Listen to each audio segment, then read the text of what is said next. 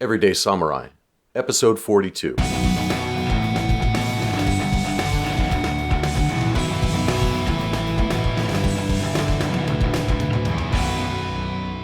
Greetings, friends, and welcome to Everyday Samurai, in service to your liberty and the security of a free state. How are you? I trust that you're doing well, and I want to thank you for joining us once again for exploring the principles of liberty and how to protect them by way of the martial arts and science of political economy. You know, everyone experiences hardships in life, and at the time of this recording, the whole world is in a lockdown based on the coronavirus response. And to that end, James Williams, Sensei of Nami-Ryu, Aiki, Heiho, presented a video that told the world of martial artists now is an opportunity to demonstrate the principles that go into training and practice, and to be leaders that have a sense of calm even in the midst of a variety of problems. And indeed, martial art training is about reducing tactical problems involving human conflict. Yet there's larger principles that can be taken into everyday life and to be a source of strength, not only for yourself, but for your loved ones and your community. And that's precisely what we're trying to convey with Everyday Samurai.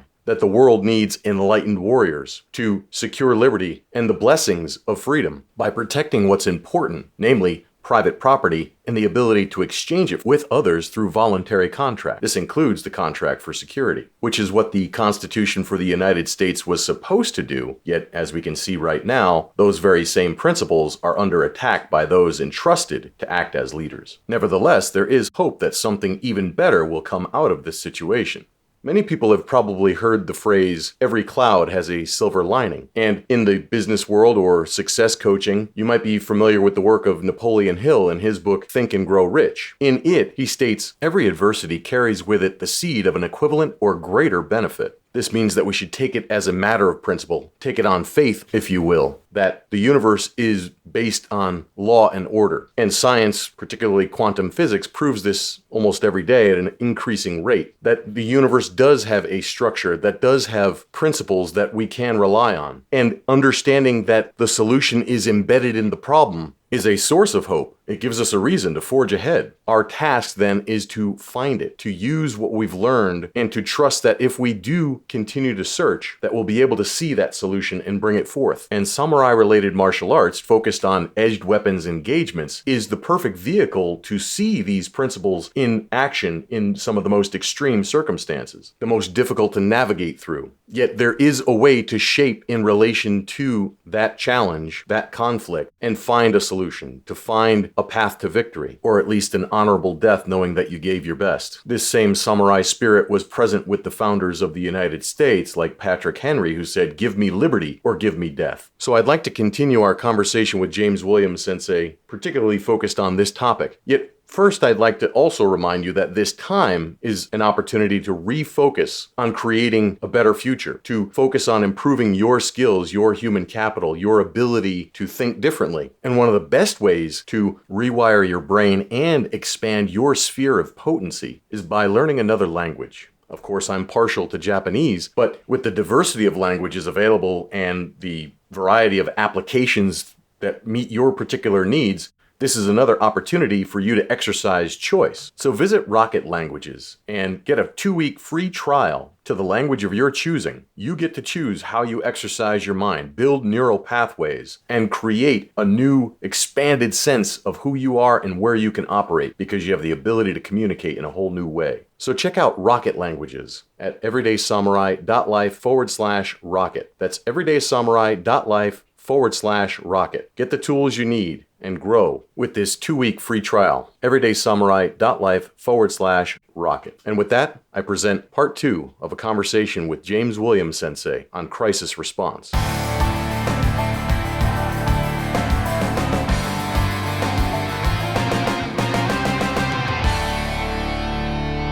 I've heard you say that the solution is always embedded in the problem. Can you expand on that? This is the universe that we live in, right? Every problem in the universe has inherent in the problem the solution. If that's the case, how do I see a problem? My own biases, my emotion, if I'm getting jacked up, all of this stuff prevents me from seeing the problem clearly. Mizu no kokoro, right? Well, how do I make my mind like that still water, my spirit mind? I mean, you know what kokoro means. It's hard to explain. But your spirit mind How do I make it like a mirror? If it's like a mirror instead of ruffled water, well, now I can accurately reflect the problem. Mushin, no thinking conscious mind in the sense of all of the garbage that gets in the way when we're perceiving things, biases and opinions and fears and all that crap. So if I can absolutely see the problem, it's going to tell me everything, the distance, timing, relationship, everything that needs to be done. My training is not so that I have techniques to solve problems. I don't even think about a technique at that point. People say, well, what are you going to do if I do this? I don't know. Well, what about this? Well, I don't know. Well, you're supposed to be this martial arts guy. I said, I don't want to know. As soon as I have an idea what I'm going to do, I've moved away from that. You're training yourself to be absolutely spontaneous. And that's what the kata is for. It's not to do the kata to, like, if he cuts me this way, I'm going to move my sword that way. It's not about that, right? That is a stair stepping up to a level where you're completely not thinking about any of that. I had a couple of situations. So I went back and had a friend who got a Distinguished Service Cross, special operations guy. And he breached a gate in Afghanistan. And as he breached the gate, there were 3 guys, AKs up on him. He said, yes, sir. As soon as I entered the gate, he goes, I knew I was a dead man. In 3 seconds, he shot each one of them 8 times, including a hesitation. You can hear it on the ISR video. You can hear it because the guy ran behind some women and children. He says, yes, sir, I can tell you where every bullet went, every round hit. You know, those types of things is what you're looking for. You can't be thinking in there. If you're thinking, you're dead. That's straight from those guys. And yet, in all of that, he avoided hitting the women and children. There's a hesitation. He didn't shoot when the guy slid behind them, right? So this is what you're training for. You're training that all of that goes away. You're not thinking about trigger. You're not thinking about sights. You're not thinking about anything. That's the Zen ideal, almost like what we say now is the flow state. Yes. Only there's levels of flow. When I see guys, listen, a good flow state, but some people there's different levels of flow state.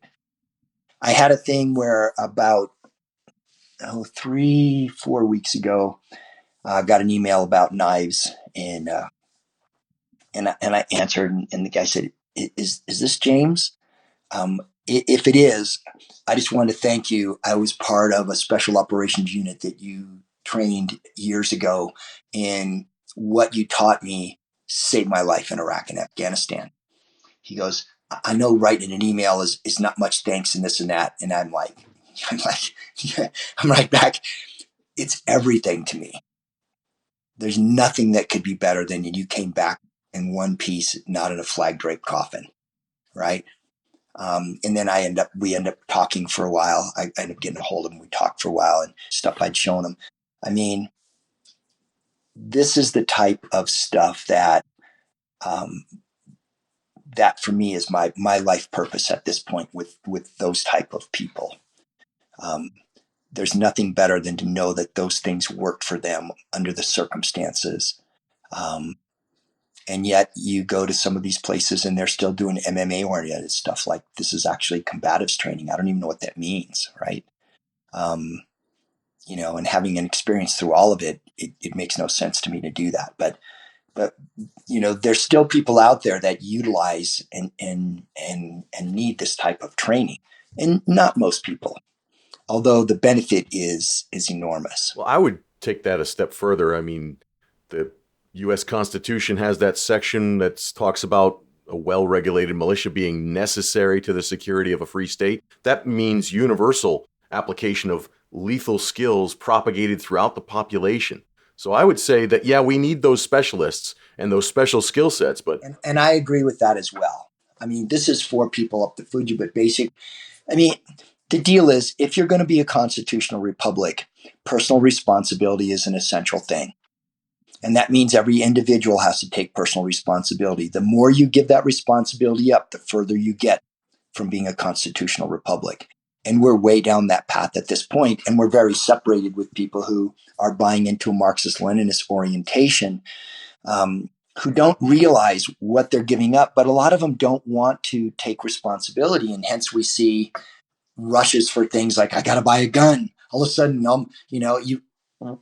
where are you in your head when you've been living a life with all of this available to you and you don't recognize that, modern societies are a wonderful thing, right? And they are. But they're fragile. But they're fragile. They're enormously fragile. And the more they depend on things like electrical grid and stuff like that, the more fragile they are. And that leads to the question that we already talked about is, we live in a very highly connected world and a society that is richer because of specialization, the division of labor, and worldwide global food chains. Yes, easiest it's ever been for people. In spite of the press, the last decade's been the best it's ever been. I mean, medicine is magic now. I mean, literally magic. More people have more than they've ever had, ever.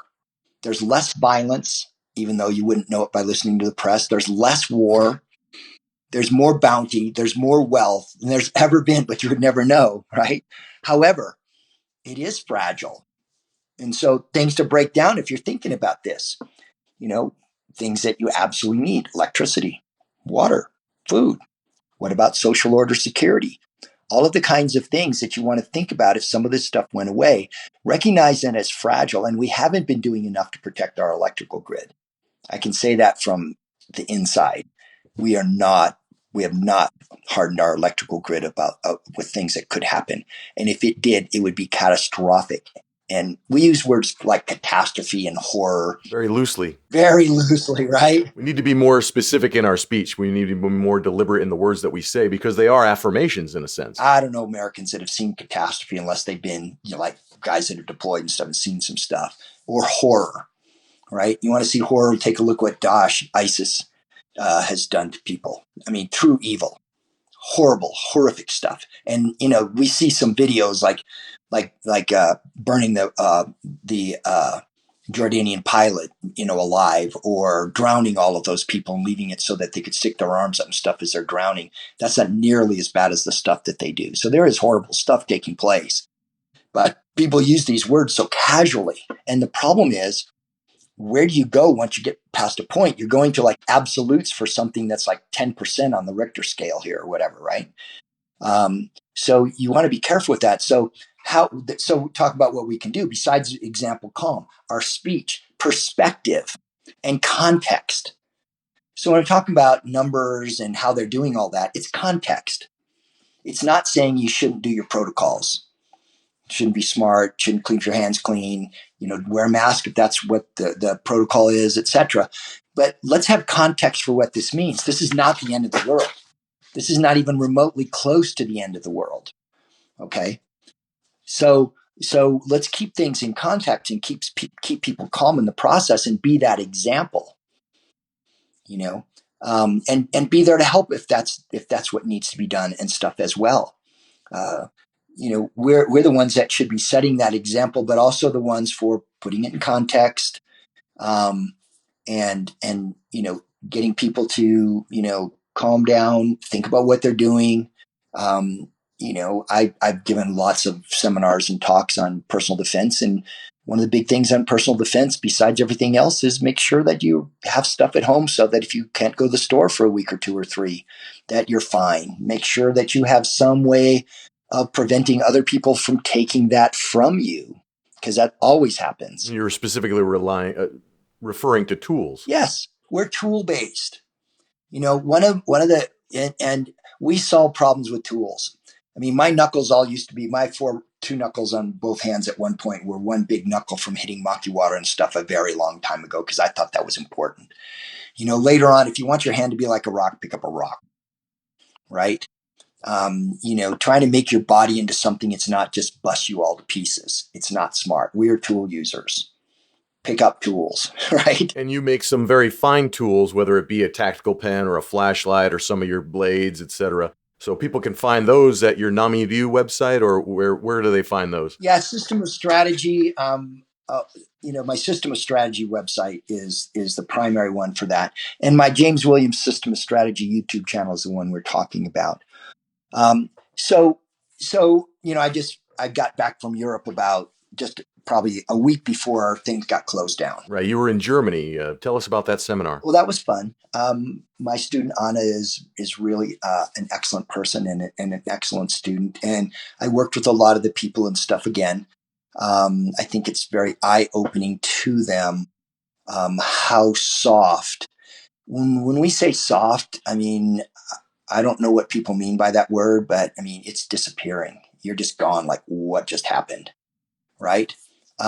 So it was very fun dealing with working with everybody there. I really enjoyed that. I got every single internal German flight. I was pulled aside because of my briefcase. I finally just say, that's mine, right? What's in here? Well, there's lots of stuff in here. What are you looking for specifically? What's this? It's a hemostat. And what's it for? Stop arterial bleeding if I can't put a tourniquet or pressure or a hemostatic agent. What's this? What's that? And they're like, well, because I carry all that with me. I carry a life straw with me, right? Because you and I know in bad places or bad circumstance, even in a good country, if things go funny, water is one of the first things that can put you down. Bad water. Have you published your personal carry kit? What is your everyday carry list? Is it somewhere available where people can see it? I thought I had, so I'll look at it again. It's extensive. That doesn't include my pens, my lights. I mean, if I get on the airplane, I've got 2 pens, 2 flashlights, an escape hood, and maybe my key. Just on my person. That's just not any ordinary key. That's a special key for punching people in. Well, that was a key made specifically for defense because I'd used them a long time ago and I bent one. I was trying to egress the area and I had it in the ignition. I was trying not to break it as I straightened it out so I could drive away. But I wanted stuff people could carry because, and really for personal defense, people say, well, I want to carry one of your knives for personal defense. I said, knife's not a good personal defense tool. It's a good tool for lots of things, but it's not a good personal defense tool, right?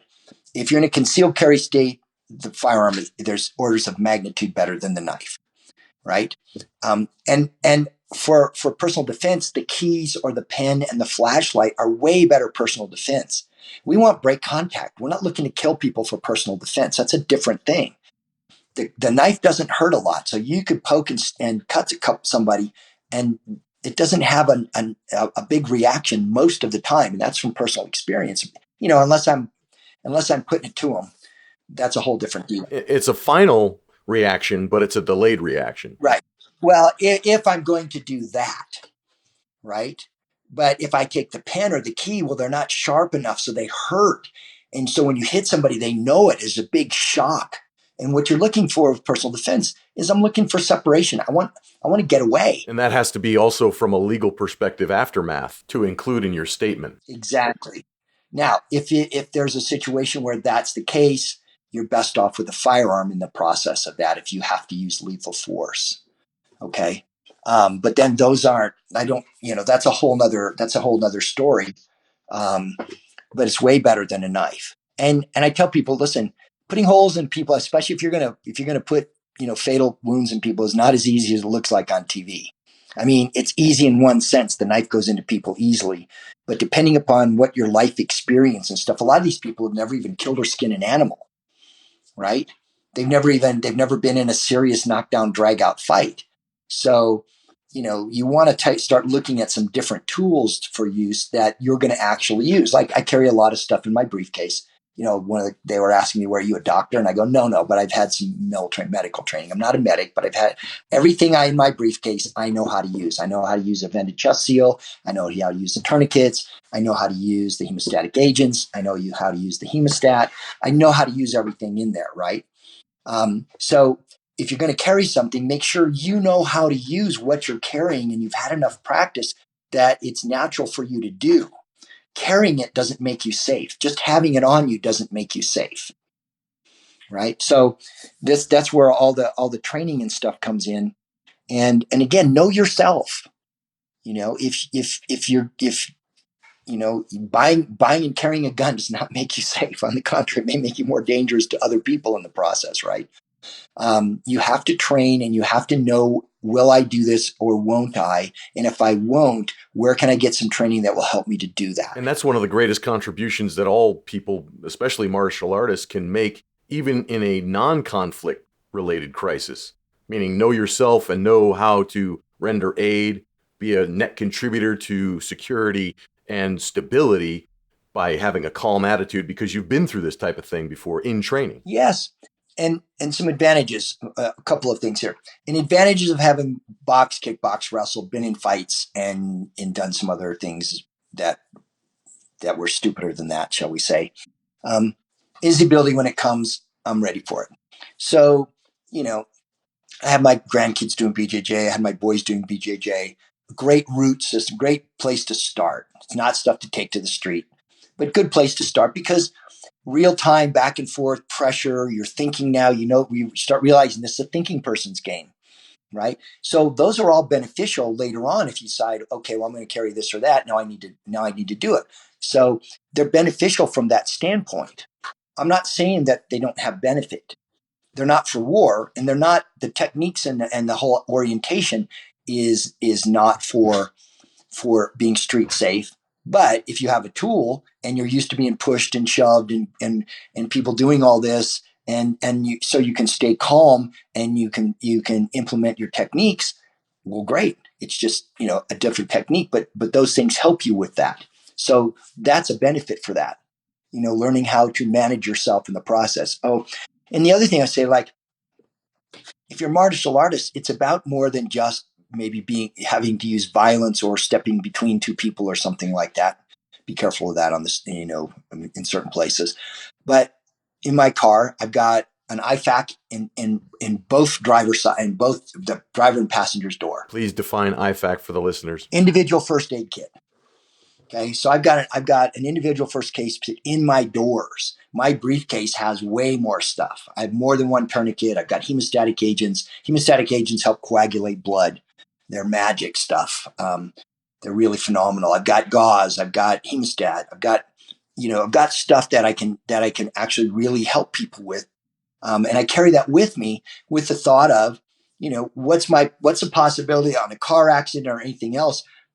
The chance that I might have to shoot somebody is pretty small. The chance that I might have to all of a sudden maybe stop bleeding or something like that, now that's a lot higher because those things happen all kinds of different ways.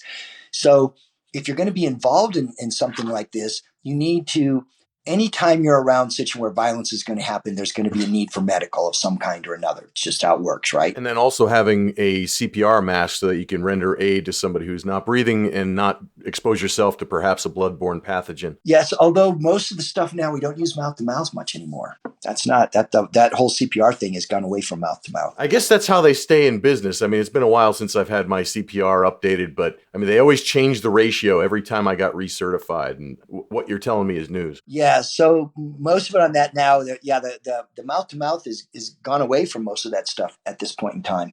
But again, maybe something to intubate somebody if you know how to do that.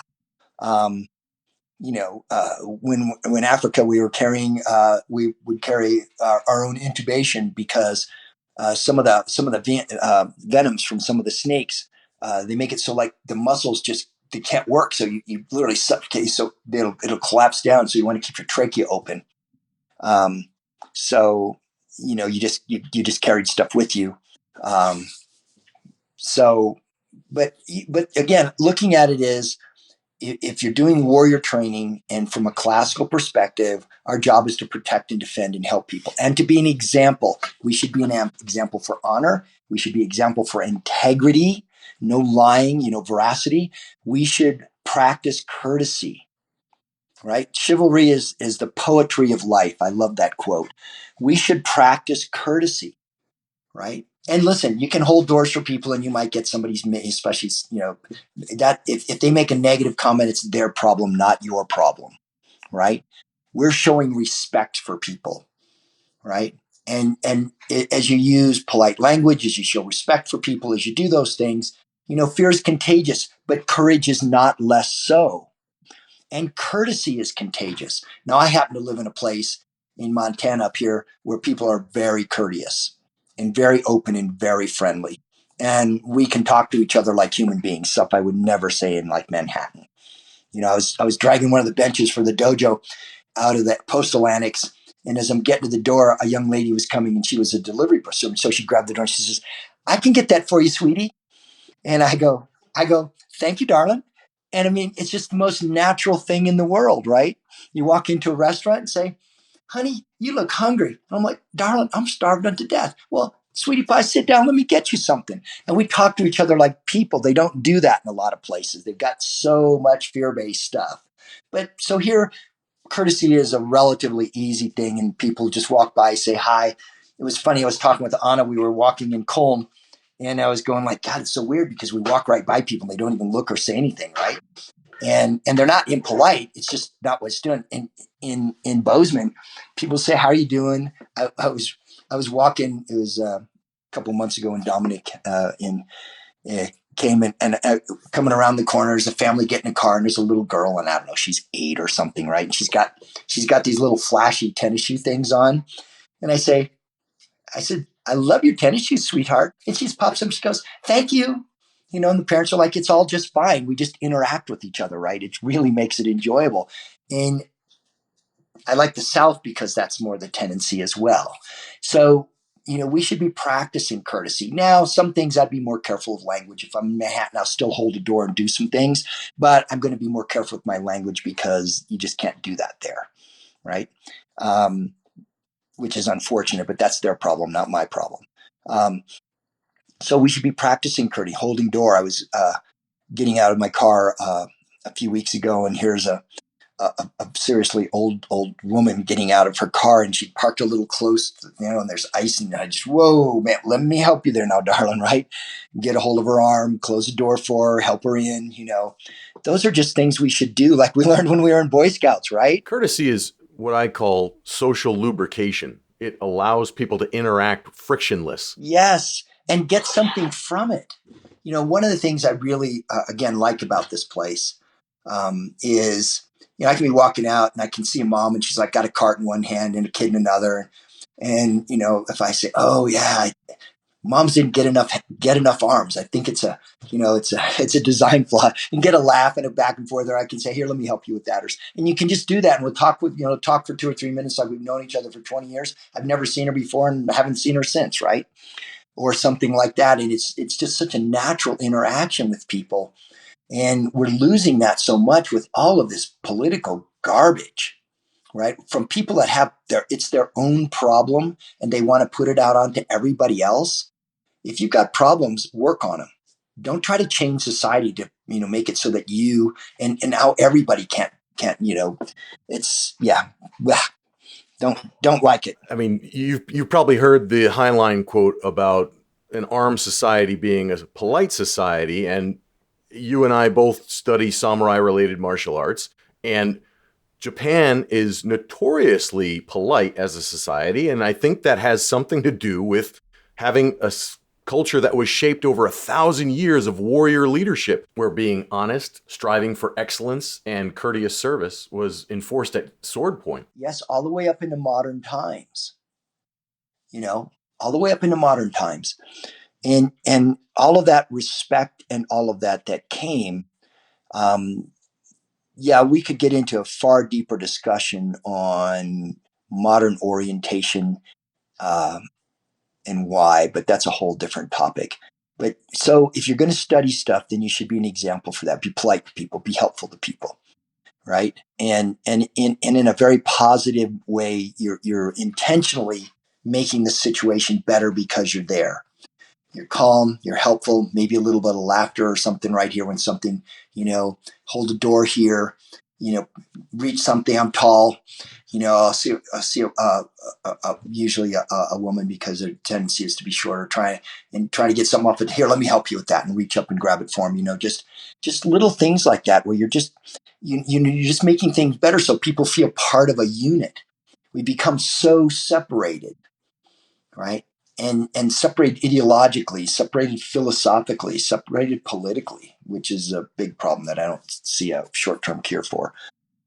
Certainly, if we can't come together over this, which we're not, then that's that's not a good sign. It's going to be a new normal, and I wonder what your thoughts are on what individuals can do to help the crawl back to that new sense of normal, whatever that looks like. I would think just exactly what we're talking about. Try to reach out for those people. Like, listen, societies are made up of people. Their strength is their people, not their electrical grid, not their, the strength are in people. One of the things I learned from Russia a long time ago, well, depends on, not so long for me, but my boys keep telling me, Dad, that was quite a long time ago, since I have one living there right now. In Russia. Yes. And what I saw was a people that was very relationship oriented. They weren't thing oriented. They hadn't had a lot of things, but they were very, very oriented. Friends, family, all the, they really helped and supported each other through all of these things, right? This is what we need. And there's parts of America where that exists and parts where it doesn't. Big cities especially. And certain big cities especially are not like that, right? Years and years ago, after 9/11, I'd been doing a talk at the Anti-Terrorism Symposium in New York City, and I was standing outside with some of the suits that had come to support, and we were talking about a few things, and I could see these guys weren't getting it. So there was a little girl walking across the street. She's maybe 9 or 10, and little school uniform on, and I go, see that little girl?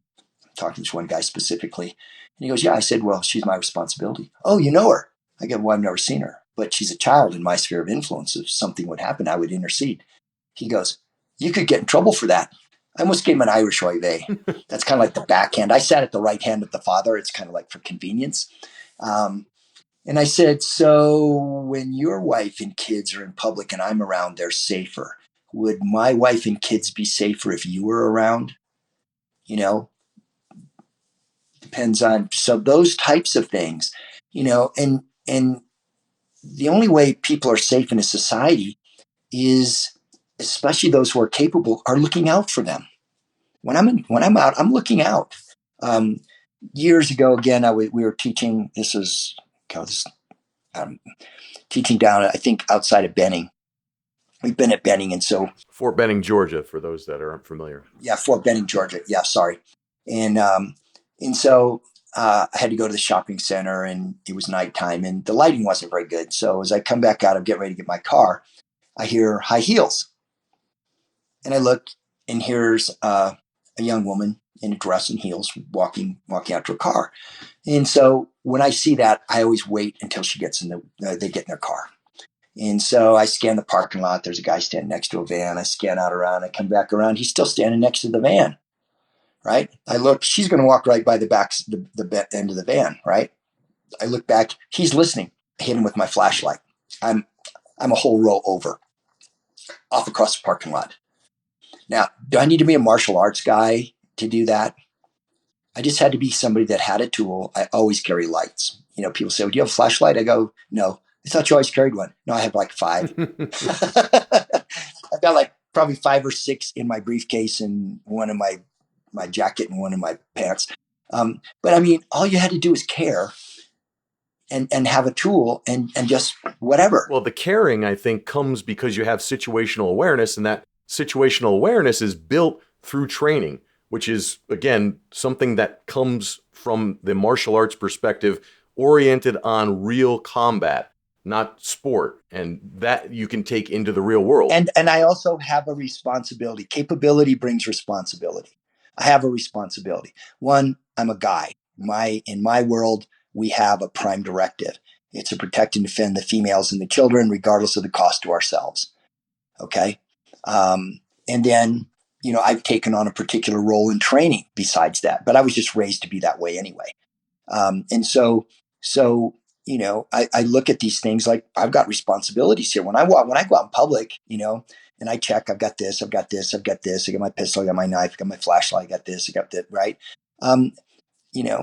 It's because there's situations that could unfold that might need me to intercede or help or be whatever it happens to be, whether it's helping, the elderly woman out of her car so she didn't slip and fall, or holding a door from somebody or helping somebody reach something off the top, whatever it happens to be. When I'm out, That's my mindset.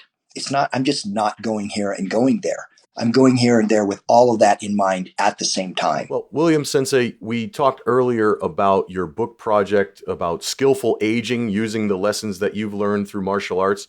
Is that making any headway? Are you moving ahead with that project? Well, I'm working on it. I wish I was.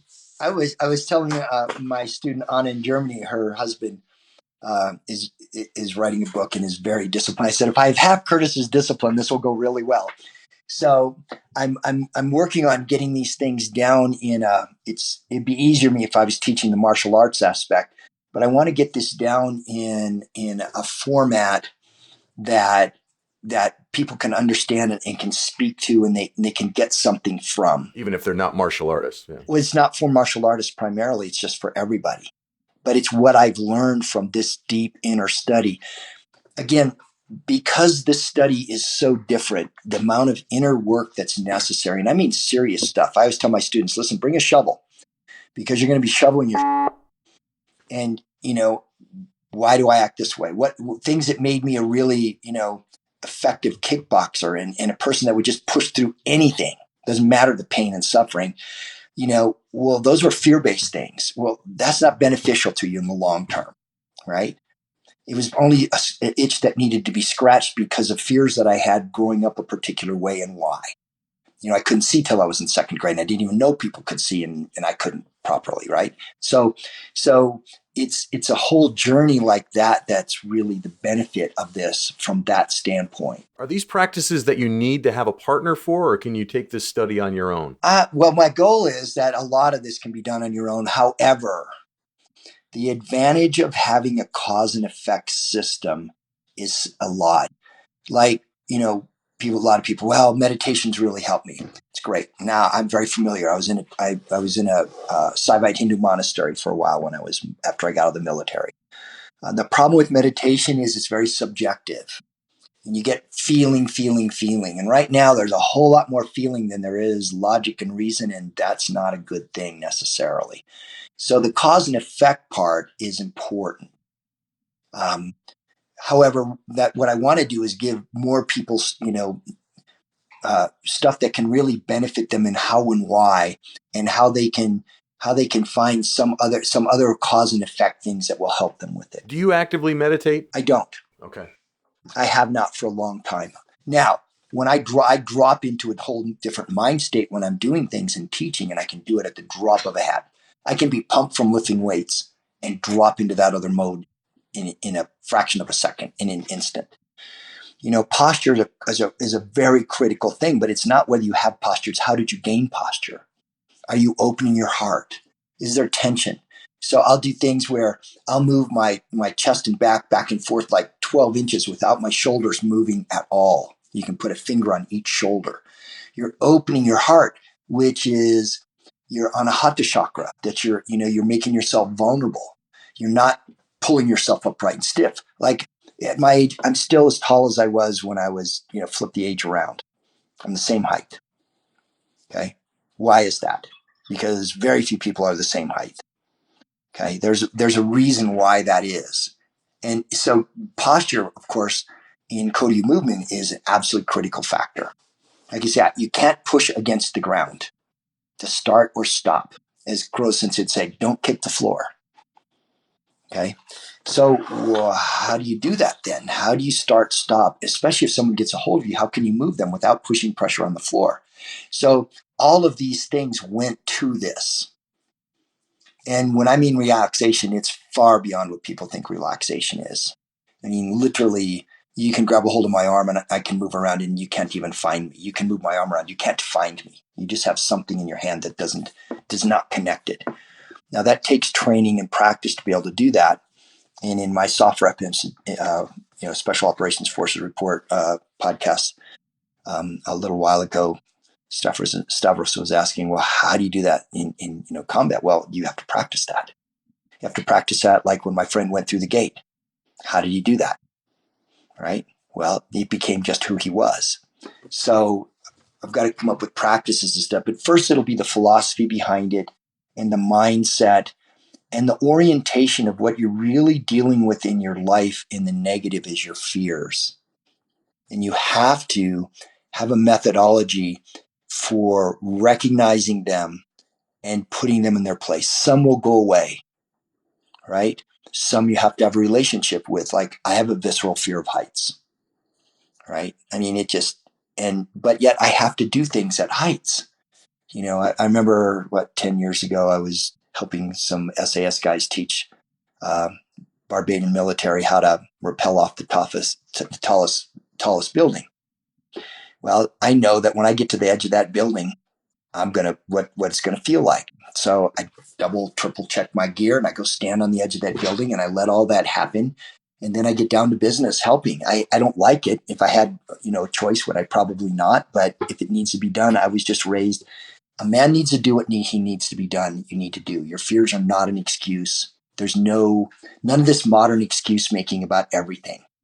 I'm this, I'm that. These people think about me this way or that way. It doesn't have anything to do with reality from my perspective. It doesn't have anything to do with it. So that inner work, how to help people along and how to study that and why, is what I'm working on right now with that. So I've got a publisher that's interested. I hope to get something there in the next few weeks to kind of have them tell me how you can present this, and then get down to some, even more serious business of getting it done.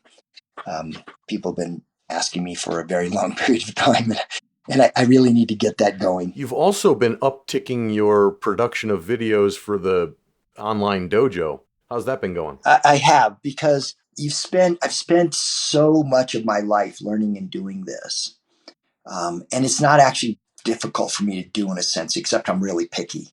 When I do stuff, never satisfied, right? Doesn't matter how cool everybody else it was. I've already pulled it apart 15 different ways, right? But I want to reach out more. You get in parts of your life, and what I have to give, I want to be able to help as many people as I can, and in the best way that I can. The people that are interested in the martial art this way, the people that want that, I want to be able to give. What Winston Churchill's, you make a living from what you take, you make a life from what you give. And at this point in my life, I don't need a fancier car. I don't need extra stuff. I don't need things, right? I've lived long enough recognizing what those are worth. What I want to be able to do is reach out and help more people, the best that I'm able to.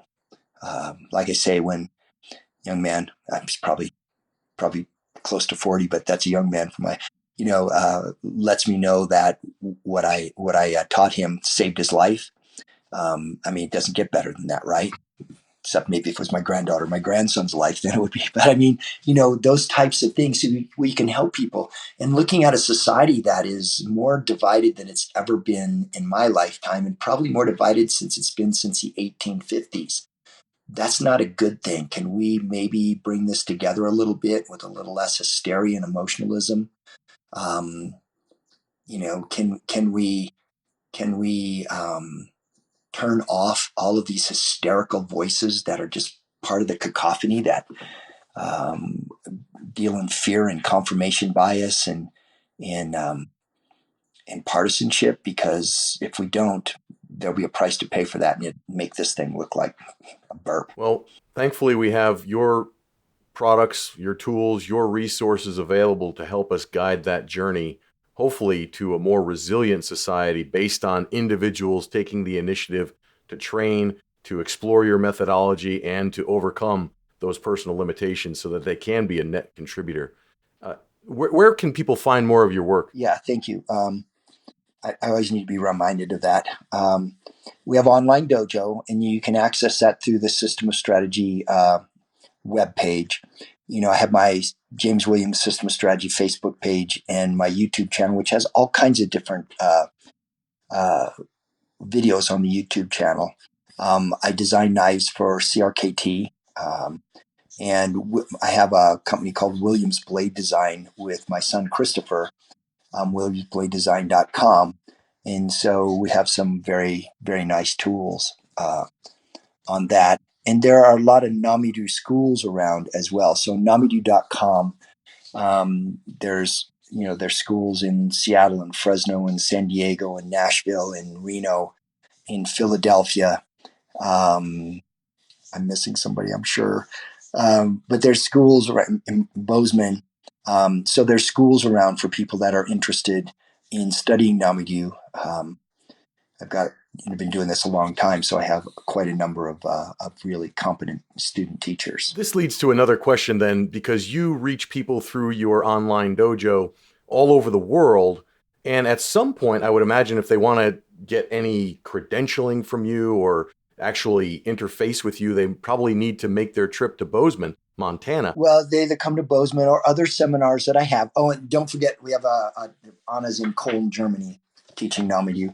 And I also travel. I travel and teach, and I travel in other countries and teach. So people can bring me there. Ultimately, if you really want to know, you have to have hands-on, because you can't see how this is happening. And it's not designed to be seen, which is the interesting part. Here you're trying to teach something that's actually designed. When you look at it, it's not what you're seeing.